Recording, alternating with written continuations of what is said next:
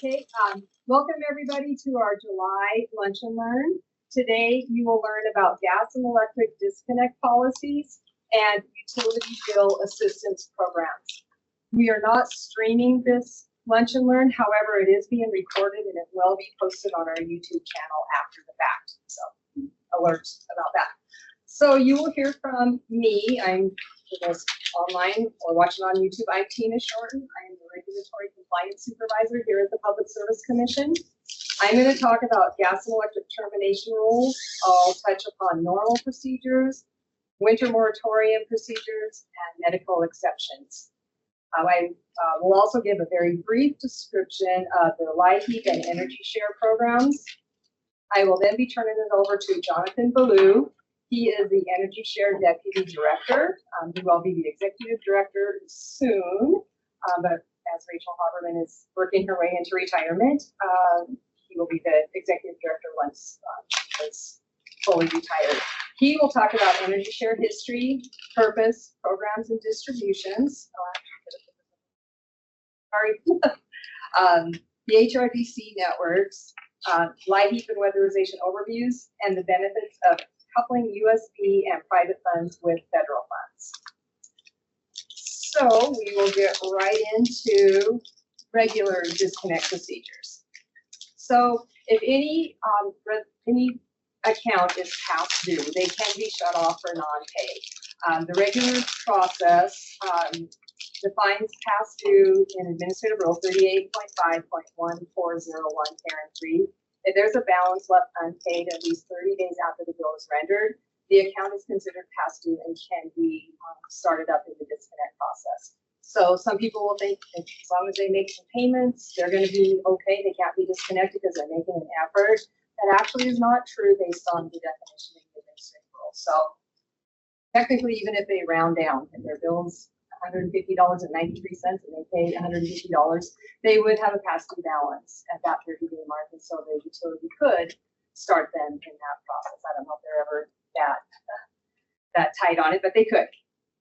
Standard notice prior to a disconnect, they have to provide 2 written notices. They are approximately 10 days apart. I think the rule defines it as 10 days later, but there is a little bit of leeway in there, or a little bit less than that, but the total will be the 10 days. It's the 10 days or 2 written notices 10 days apart, just that it may work out a little bit different in there with timing.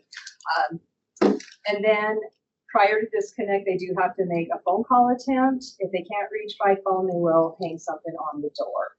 So that's under the standard process. And there is an option of 5-day notice. If somebody makes a payment with a non-sufficient fund method of payment, or if they break a payment arrangement, the utility does not need to do the 2 written notices and then the phone call door attempt. They have to provide 1 written notice. However, Northwest Energy does have a waiver in place. They've had that waiver. It was docket N97.2.25. And what that waiver does is it allows Northwest Energy to attempt contact by telephone or door hanger, like the normal standard notice requirement in the case of these broken payment arrangements or non-sufficient fund payments, rather than a written notice. So it just allows them to get to the customer quicker and try to get this resolved. No notice is required at all in the case of dangerous or hazardous conditions. Upon order of any court, the commission, or any other duly authorized public authority, or if the service was obtained fraudulently, they can go out and disconnect. They don't have to go through any notice at all in those circumstances. Is there any questions on regular disconnect procedures? Okay, we will then move on. Although winter moratorium is over, come around again, so we're going to talk about that. So during the winter moratorium, if there is a different process that regulated utilities have to follow, from the period of November 1st to April 1st, an account will be protected and no disconnect can take place if the account holder is unable to pay. That's defined. It's not just a customer saying, I can't pay my bill. That is defined in administrative rule as a recipient of public assistance or the account holder has income at or below the federal poverty guidelines. So if the account holder is on any form of public assistance or has income out of below the federal poverty guidelines, the account will be protected. If any member of the household is handicapped, so that doesn't have to be the account holder, because anybody, any resident, full-time resident of the home is handicapped, or if any member of the household is 62 or older. It is up to the customer to notify the utility if any of those conditions exist, and they do have to do it every year. So a lot of times people will think they don't have to. You know, I'm handicapped. I'm not going to not be handicapped next year. I don't have to tell them again. That's not true. They do have to notify the utility. The utility won't assume that. Our advice to people when we're talking to people is contact the utility, get that information on file, and then follow up with them and make sure that your account did get noticed, because it does go to another group that usually will review the documentation. And they will be asked to provide documentation in most circumstances. So accounts that are not protected, if none of those conditions exist, then a customer can be disconnected if they have a past due balance and have not made a significant payment in the past 60 days. So the utility companies will look at the account and determine whether or not there's a past due balance on the account and look at the most recent payments. And then they'll determine whether or not it should be submitted to the PSC for approval. If so, they send it to our office and we will review it and then send out, we'll either approve it or deny it back to the utility company. They will then continue the process. So prior to sending it to us, they will have sent 2 written notices to the consumer. One of them just says, you're past due, better contact us to talk about it. The second one asks if any of those conditions discussed above exist in the home. And it's at that point up to the customer to contact the utility and let them know. So depending on the response to those notices, then they submit to us, and then if we approve it, they then do 2 more written notices and then a door hanger or a phone call after PSC approval. So the process takes a bit of time to go through, and there's a lot of notices that go out through that time period. But in the end, they can disconnect in the winter, and they can do it. A lot of people think if there's children in the home, they can't be disconnected. That's not true. They will and can and will disconnect the children in the home. Like I said previously, they might think as long as they're making an effort, they can't be disconnected. And again, that's not the case. So disconnect can happen in the winter moratorium. So year round, there is protection in the case of cold weather, but again, it's those categories that were identified up in that first block. So account holder on any form of public assistance or income out or below the federal poverty guideline, member of the household handicap, member of the household 62 or older. So those accounts can also be protected July. So if the U.S. Weather Service will forecast that a snowstorm or freezing temperatures in the 16 to 24-hour period, those accounts will be protected and not be disconnected on those particular days year round. So on the next page, I have a flyer. As you walked in the door, you may have noticed we have some brochures and flyers out there for you. This is our winter moratorium explained flyer. It's nicely updated thanks to Katie Sheard. She does some of our design work, and she recently redesigned this for us. And we hand this out whenever we have an opportunity to go out and discuss termination rules to any group of people. We bring these along, and it kind of explains some of what I said and is available for handing out to anybody. Before I go on to medical, is there any questions about winter disconnects? Okay. Medical exceptions. So another common misconception is that utility service cannot be disconnected if there's a medical condition in the home that requires electricity. So for example, someone's on oxygen and it requires electricity. Some people will think that means I can't be disconnected, but that's not true. What the rule does is it allows or requires a different handling on those accounts. So there's a pretty in-depth process that we go through and the utility company goes through prior to a disconnect, but it can happen. So But if a healthcare professional will certify that absence of utility service will aggravate the condition and threaten the health of a full-time permanent resident, the utility must follow a different procedure prior to non-pay disconnect. It's not prohibited, but there's just a lot more flexibility, a lot more notice, a lot more working with the customer than there is under normal process. The certificate that the medical professional will fill out is valid for 180 days, and it can be renewed. So if an account is noted, if the healthcare professional has filled out the form or submitted the information that the utility company asked for, and it's approved, it says what it needs to say based on the administrative rule. If the balance remains under $500, the utility company will work with the customer to come up with a payment plan that works for the customer and works for the utility company. Disconnect is not allowed in any circumstance if the balance is under $500. So they'll work with them on a payment plan. They will not shut the account off. However, if the account goes over 500, the customer is entered into a payment plan, which is basically budget billing. It's 1/12 of the average bill plus 1/12 of the arrearage. So it's basically budget billing plus a 12-month payment plan on the past due balance. Again, some customers say, I didn't agree to that. I shouldn't have to be held to that. But it's not something that the customer agrees to. It's something that's set by administrative rule. And so they are placed on that agreement based on the administrative rule. If they make their payments, they're fine. They just every month will make their payment according to that medical accepted payment plan, and no further action will be required or taken. If they are over $500 and they miss a payment, the first thing that's going to happen is the customer is going to be given an additional 10 days to make that payment. The utility company notifies our office, and we send out a letter to the customer as well as the utility company notifying them. The reason we do that is, first off, the misconception that people have that they can't be shut off. So they get something from the utility company saying, we're going to shut you off, and they're saying, no, I don't need to pay attention to this because they can't shut me off. This warns them that you're getting something from another agency. You can be shut off. So they have that 10 days. So all that happens in that time period is they get 10 days to make that missed payment. If they make the payment, they just get put right back on the payment plan and continue on. If they don't make that missed payment in that 10-day extension time period, they then have to pay 1/3 of the amount.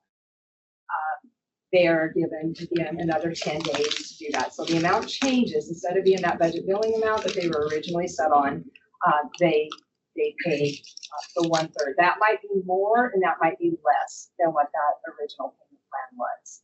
But that's the amount that they would then have to pay.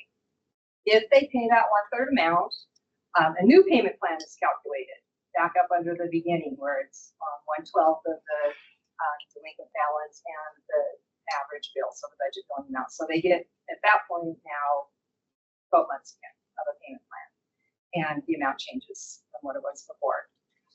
If they don't pay the 1/3, service can be disconnected after the phone call or door hanger. So it doesn't happen a real lot, but it does happen that people do get through this whole process and end up being disconnected in spite of having a medical exception on their account. We do have internal use only. We do have a dashboard that is available to the compliance staff and the commissioners that will show them for a week period all of the accounts that have reached that second notice where they're now having to pay 1/3, all the accounts that have been disconnected in the week, and all of the accounts that have a commission alternative agreement, which I will talk about on the next screen. If other staff people are interested in having that dashboard available, you just have to let us know and we can set it up. It's set up by group. So if legal people are interested, all of legal will get it on their dashboard. If regulatory rate analysts are interested, it'll go on everybody's dashboard. It's an option. Just let me or Tracy know and we'll get that set up on your computers so that you can see that dashboard. Okay, so another little safety net is commission intervention. So once the customer reaches that 1/3 stage, as we call it, the DN2, Connect Notice 2 stage, where they have to pay the 1/3 amount. They can petition the commission for an alternative agreement. What they have to do is tell us or state that they have applied for bill assistance or tell us why they did not. They must have a separate and new medical condition, something that's different than what got them the payment plan with the utility company. So examples that we have heard is somebody ends up in a car accident or falls and breaks their leg or has a heart attack. So it's something not related at all, but it caused them to have some additional problems. They have to explain how that condition impacts their ability to pay. And typically what we're looking at is, did it reduce their income? Did it increase medical expenses? Did it increase the need to travel for medical reasons? So things like that. As with the certification from the utility that the utility company gets and the information we get, we always have to be careful because it's medical, so we can't ask for lots of details. Most of the utility companies have a form, and it is very generic. You're stating absence of utility service will aggravate the condition and threaten the health of a full-time permanent resident. Don't need to say what it is. Don't need to say how long they've had it. None of that. Same with us. They just have to say that they have a good condition. When we talk to them, they usually want to tell us because they want to convince us to approve. But they typically don't have to with the way medical things go. So if the staff, and this is staff approval, it does not have to go before the commission. Staff has authority under our internal policy manual to approve these. And if it's approved, the customer is relieved of the payment plan that they were on, and in its place, they have to pay current charges for the following 3 months on the due date. And it's binding on both the customer and the company if we approve it. So they get those 3 months of a little bit of breather on the payment arrangement. At the end of that, they get put back on a new payment plan, which again starts the fresh 1/12 of arrearage budget billing amount, so a 12-month payment plan. And those don't come in a whole lot. Usually, people get things worked out prior to that, or they don't have a condition that will qualify for them for that. Same here, we have a flyer, which there's copies of it out in the hallway that explains this. And again, we provide this whenever we go out and make these presentations, and just kind of explains to people what the rule does. Any questions about medical exceptions before I move on? Okay, so the next thing, I'm just going to touch on this pretty briefly. So utility bill assistance, a couple of the main programs that are out there for utility bill assistance is the LIHEAP, the federally funded program that helps people with utility services, and then Energy Share, the privately funded organization that helps people that are facing energy emergencies. So LIHEAP is federally funded, and people can apply every year. Energy Share is privately funded, intended for emergency situations, and has some timeline and dollar amount limits, which Jonathan, when he gets up, is going to get into more details on those programs. We always recommend people call 211. That program is staffed by people who know their community and they know what's out there. So they can tell people that, oh, you live in Helena, so in Helena we have the Good Samaritan, and they help people with utility bills. We have the Salvation Army, we have God's Love. They know what's available in a community and will steer people in the right direction. So we always tell people to call 211 also. So before I turn it over, does anybody have any questions for me about the processes of utility disconnect? And I did say at the beginning here, but this is regulated utilities only. Co-ops have their own policies and procedures. They don't have to follow our rules and regulations. Deliverable fuels such as propane. There's underground propane distribution systems are under our jurisdiction, but truck haul not regulated, so we can't get involved in those. So, okay, I am going to now turn it over to Jonathan Ballou, our Energy Share Deputy Director, and he's going to get a little more into the weeds on those assistance programs.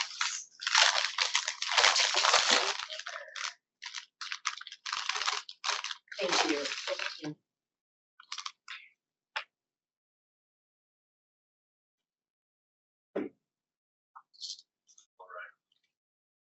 Hello, everyone. My name is Jonathan Ballou. I'm the Deputy Director of Energy Share, and you've heard a little bit about Energy Share so far, but we're going to talk more in depth.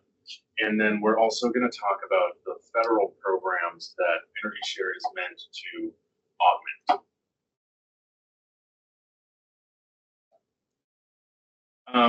So Energy Share has been around since 1982. It was founded by concerned citizens and utility representatives, and they were really looking for a solution for some of their clients that kind of fall through the cracks. So for instance, if someone is over the income limit for LIHEAP or weatherization, you know, those federal programs, there's nothing that you can do at that point. Those people just won't be able to have that service. So that's one of the main reasons why Energy Share came on the scene, is because it was noted that some of those folks were falling through the cracks, and we wanted to help them through that. And I just want to, recently, but before I joined Energy Share last year, they did a rebranding, and I really like the slogan a lot, because when the applications come in, people write a little narrative about what's going on, and so we see the actual stories of what people are dealing with, and it's the regular stuff that we deal with: broken cars, can't get to work, all these kinds of things. And so we really wanted to kind of destigmatize what we're doing. You know, these are things that happen to all of us, and sometimes it puts us in an emergency situation, and that's where Energy Share comes in. Okay, so yeah, so it's been around for a good long while, over 40 years. Just last year, we supported over 3,000 homes with bill assistance.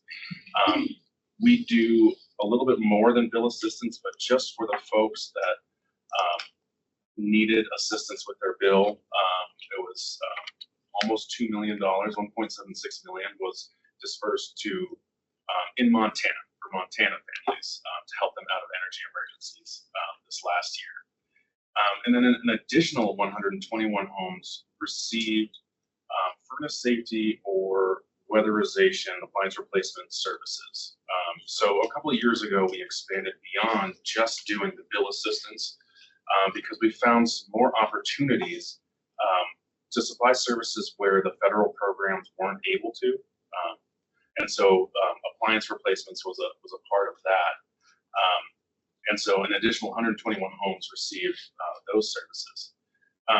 We are a nonprofit organization. We are a very small organization. In fact, our entire staff is in this room. We have a board of directors that's made up of utility folks, concerned citizens, faith community. It's a very kind of wide swath, but it's also a very, very dedicated board that really works really, really well together for our mission to serve our clients. Okay, so I think I'm just going to take just a quick minute just to differentiate between Energy Share, LIHEAP, and weatherization. Okay, LIHEAP and weatherization are federal programs. We'll talk a little bit more about those in a bit. And then Energy Share is privately funded and USB funded. Now, all of those programs are administered by the community action agencies, the HRDCs throughout the state. So sometimes there can be a little bit of confusion because these agencies are doing these three programs. The clients can sometimes be a little bit confused as to what program and why and how that works. But it does couple really, really nicely with the services that they offer. So for instance, the application for Energy Share, is just sort of a little bit of an add-on to some of the other programs that these clients are seeking. Anyway, and so you can see here that our whole state is covered. So these are the different HRDCs, and they serve these different counties. And so again, these will be the different agencies that administer Energy Share funding for these areas.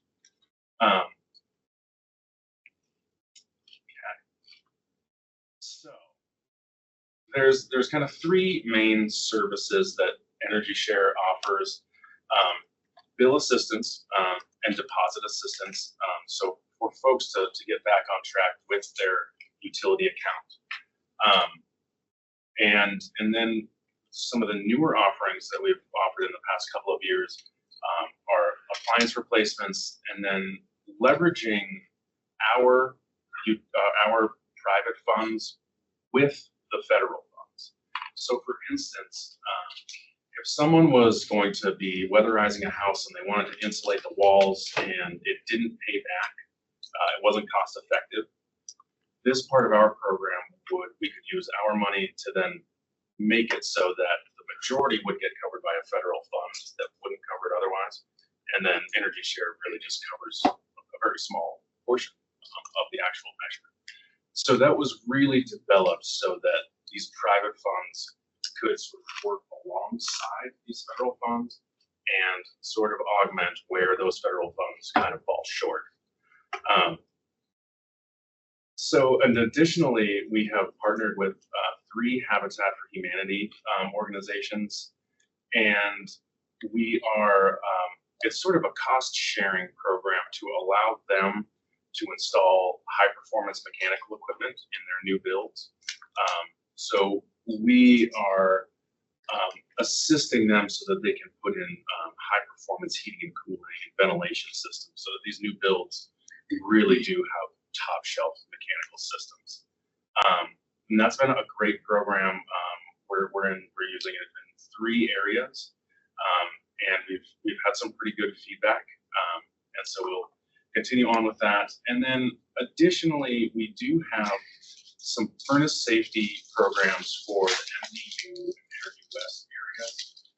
And really, this is just if there's an issue with the heating system that's unsafe, this is just a way where those funds can quickly and easily repair or replace the heating system to fix that situation.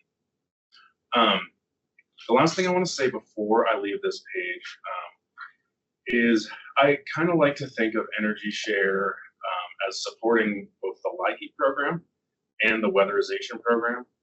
And for the LIHEAP program, the bill assistance is sort of the way that we kind of mimic that program and help it out. And then the supplemental weatherization is how we're able to help out the weatherization program.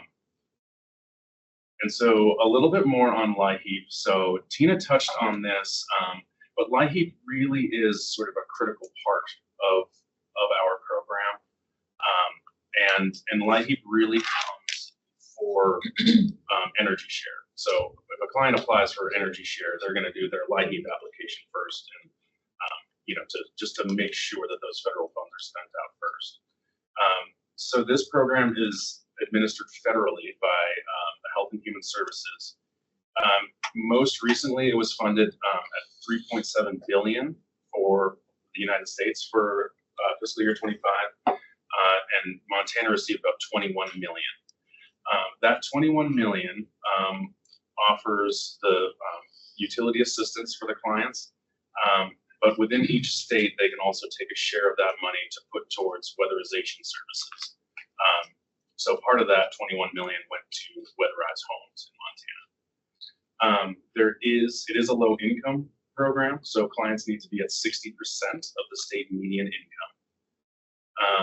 And LIHEAP operates at sort of a once a year kind of a deal. You do your application, you get your benefit, and that's that. And the next fall, you'll apply again. Whereas Energy Share is really meant to help with specific individual emergencies. And that payment, it's important to know for the LIHEAP payment that after the client applies, that payment will go directly to their utility. It just gets credited to their account. So it never, the client never actually gets it. It just goes directly to their account where it's needed. Okay, yeah, and then LIHEAP ends up being a pretty major funder of the weatherization program in Montana. So a lot of houses are getting fixed up with the LIHEAP. Just to kind of make it a little bit more clear, the differences between Energy Share and LIHEAP. So again, Energy Share, we focus on energy emergencies. I think the most common case is when someone has a disconnect notice. They come in and say, I have a disconnect notice, and we go through the process there. So that's probably the most common emergency that we deal with is a notice of disconnect or an actual disconnect. And again, LIHEAP isn't meant for specific emergencies. It's just sort of meant to help overall. And yeah, LIHEAP really is sort of a year-by-year program, whereas Energy Share, it's really, every 5 years is really when clients are entitled to assistance. That's not necessarily set in stone. There's also sort of a limit, so if it's a small amount 1 year and another amount that's still under that limit, that can work. But it always, in all cases, really is centered around energy emergencies. And so Energy Share, we review the individual circumstances. So as I said earlier, there is a narrative on there that says, this is what happened, this is how I got behind, this is what I'm trying to do. All of this, goes to a local committee that assesses it to approve it. And so we get more sort of community input there with the local committees, and they are the ones that will approve or deny these cases. So we do have sort of a lot of eyes looking on these things and assessing the situation. Now for LIHEAP, it's just the eligibility guideline. It's that 60% state median income. If you're at 61%, it's not going to work, And that's one of those situations, like I said, where Energy Share likes to help out. And then the difference between the privately funded and federally funded, that just allows us to be a little bit more malleable. We can help out when folks are a little bit over income, or if they've already received a LIHEAP payment, we can be a little bit more flexible, and we can run those situations by our local coordinators to see if it works with our mission. We also help with deposits in Energy Share. So LIHEAP doesn't do deposits, and another situation that we see a lot is someone will come in and on their narrative, they'll say, I moved out of some house and went to start up my new account and found that my old roommates racked up $1,000 bill. And now I need to pay that in order to do my deposit, which I also need help with, for my new account. There's a lot of that situation, and it can put someone in a really tricky spot. So we do help with deposits there. And again, Energy Share, LIHEAP, and the weatherization program, all of the eligibility is handled at the Human Resource Development Councils throughout the state, and that's what that colorful map was showing. And then this is my last slide. So the weatherization program, so this is a federal program. It's administered by the Department of Energy. It's been around for a long time, and really this federal program is designed to bring down the energy use in low-income homes. So there is an income requirement for this. It's 200% of the federal poverty limit. And one of the neat things about the weatherization program is that every energy conservation measure that goes in is modeled to see whether it's cost effective. And if that measure won't pay for itself in energy savings over the life of the measure, then it won't be done. So this program only does these cost-effective measures. And as I said earlier, if you have a measure that's almost cost-effective, Energy Share has a way to then get that measure done. Because sometimes it does come out to where, maybe $1,000 for the measure will work, and maybe the invoice comes to $1,004. And, silly things like this happen when you have firm cutoffs for income and things like that. So Energy Share is just a little bit more malleable to help out with those situations. And then so the installation of all of these measures is also handled by the Human Resource Development Councils, in addition to quality control. And so as I was saying earlier, our appliance replacement and base load reduction program is really meant to kind of fill in some of these gaps with the federal weatherization program. So, does anyone have any questions about any of those programs or Energy Share or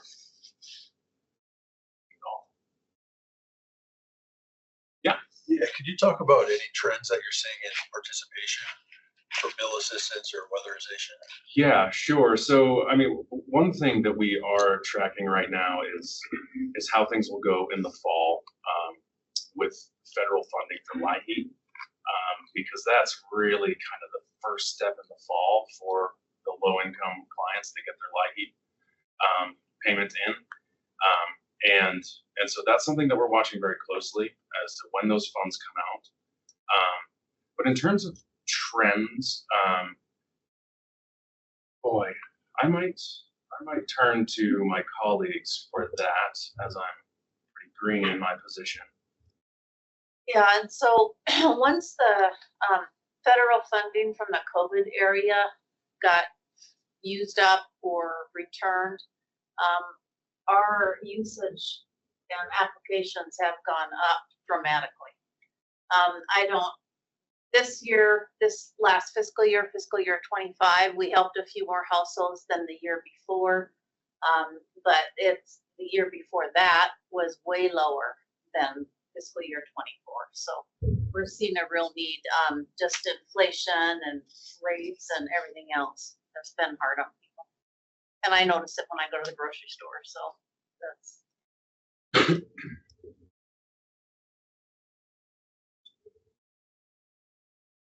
Any other questions?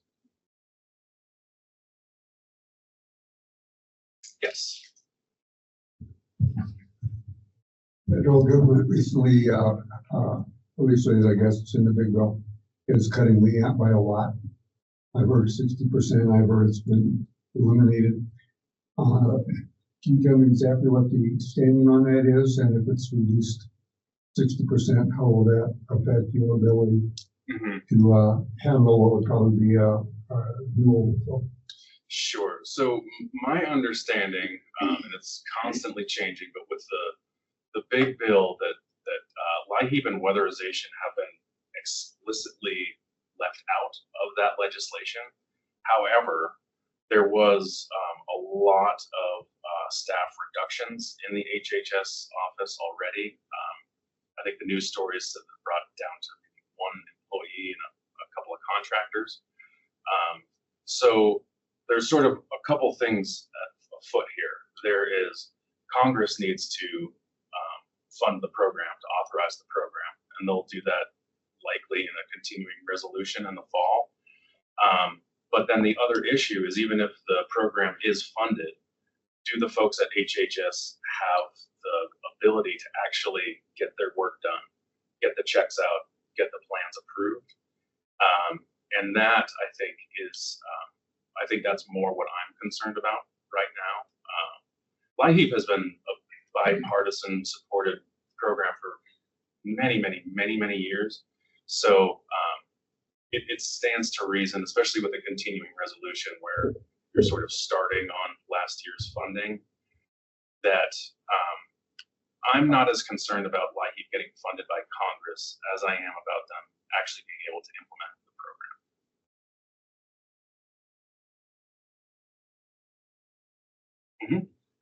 And if there is no funding for LIHEAP, Energy Share could never fill that gap. When you look at the numbers that Jonathan had up there earlier, we could never fill that gap.